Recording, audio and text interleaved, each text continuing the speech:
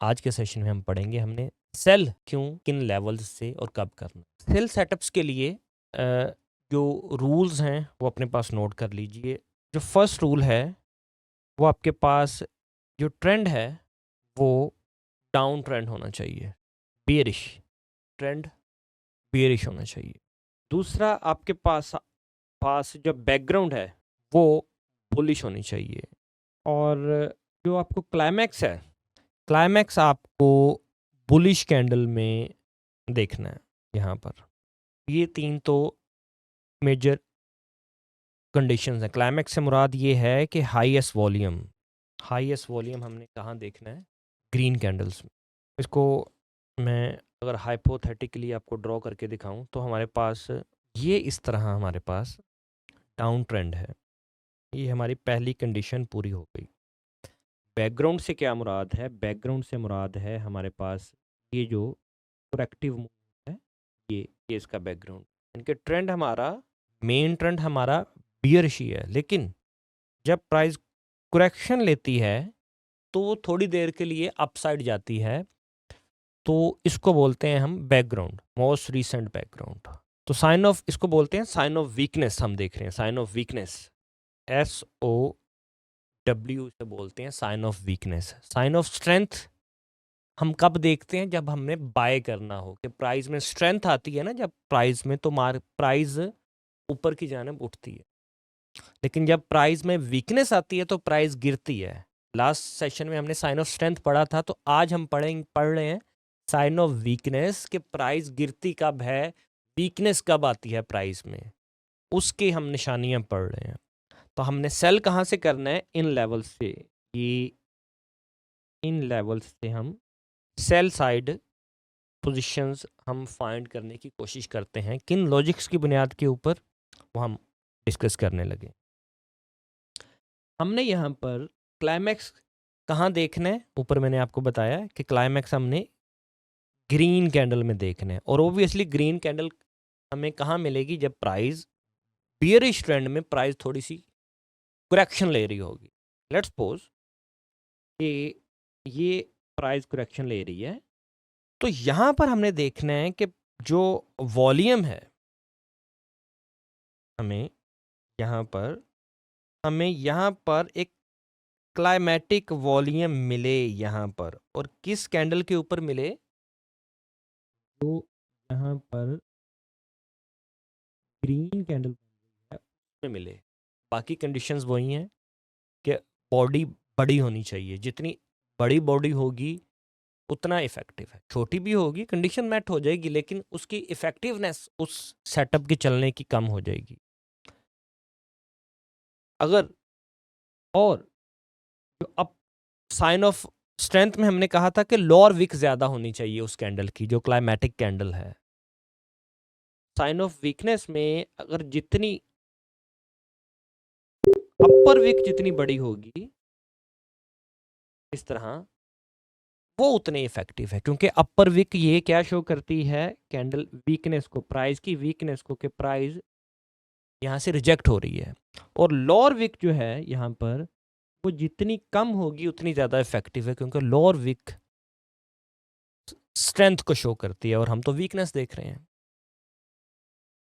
जब इस तरह ये कंडीशन आपको मिल जाए, इस तरह की कैंडल आपको जिसमें हाईएस्ट वॉल्यूम है और आपकी क्लाइमैक्स आपको मिल जाए और बाकी कंडीशंस भी जिस पे पूरी हो रही हैं, तो आपने क्या करना है? उस कैंडल का हाई, बाकी मैं यहाँ से रिमूव कर रहा हूँ क्लियर करने के लिए चार्ट। आपने सिंपली उस कैंडल का हाई और उस कैंडल के जो लो है उसको एज ए अपनी बाउंड्रीज आपने मार्क कर लेना है। नेक्स्ट इसमें जो हाई प्रोबेबिलिटी कंडीशन है वो ये है कि अगर नेक्स्ट कैंडल यहाँ से आपको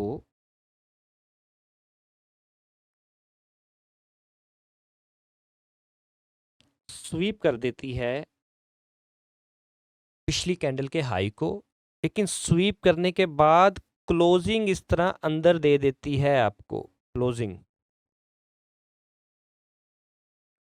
तो आप फिर इसी लेवल से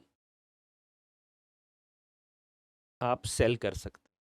और आपका जो पहला टीपी है, ऑब्वियसली ये जो आपका लोअर बाउंड्री है, ये आपका पहला टीपी होगा, या 50% 60% आप यहाँ पे क्लोज कर देंगे। ये तो हो गया आपका एक हाई प्रोबेबिलिटी सेटअप, जो कि मोर देन 80-85% चलेगा। सेकेंड एंट्री आप फाइंड कर सकते हैं। लेट्स सपोज कि प्राइस, ये सिनेरियो भी इसमें हो सकता है कि प्राइस यहाँ से इसका जो अपर बाउंड्री है उसके ऊपर क्लोजिंग दे दे, लेकिन अगर ये क्लोजिंग भी आपके पास इस तरह नीचे हाई वॉल्यूम के साथ होती है या सेम वॉल्यूम के साथ होती है, तो स्टिल आपकी कंडीशन वैलिड है, स्टिल मार्केट में साइन ऑफ वीकनेस जो है वो शो हो रहा है। उसके बाद प्राइस यहाँ पर मे बी स्टे करे 2, 4, 8, 10, 15 कैंडल जितना भी, प्राइस जब भी उसके बाद गिरती है और अंदर क्लोज होती है इस तरह, और क्लोज अंदर किस तरह होती है, एक लोअर विक के साथ, जिसकी लोअर विक बहुत कम हो, ऊपर वाली विक हो सकती है नहीं भी हो सकती, एक मोमेंटम कैंडल के साथ प्राइस अपर बाउंड्री की, ये जो अपर बाउंड्री है उसकी, इसके अंदर क्लोज हो, तो आप यहाँ से सेल ले सकते हैं। यहाँ से आप सेल साइड देख सकते हैं एंट्री लेने के लिए, और ऑब्वियसली यहाँ से अगर आप सेल करते हैं तो टीपी आपका ये होगा। बहुत रेयर चांस होते हैं कि प्राइस, ये जो अपर बाउंड्री है इसकी, आपको ये टीपी दिए बिना, ये वाला टीपी दिए बिना प्राइस आपकी यहाँ से ऊपर निकल जाए। क्योंकि मैंने आपसे कहा था कि जिस प्राइस के ऊपर यहाँ ये हमें नीचे क्लाइमैक्स नज़र आता है ना, ये क्लाइमैक्स, जिन जिन प्राइस के ऊपर, जिस कैंडल के ऊपर हाईएस्ट वॉल्यूम क्लाइमैक्स हमें मिलता है, उसमें कुछ स्पेशल होता है, स्पेशल एक्टिविटी होती है। स्पेशल एक्टिविटी क्या होती है, उसमें स्टॉप लॉस हंटिंग होती है ऑपोजिट साइड पर प्राइस को मूव करने के लिए।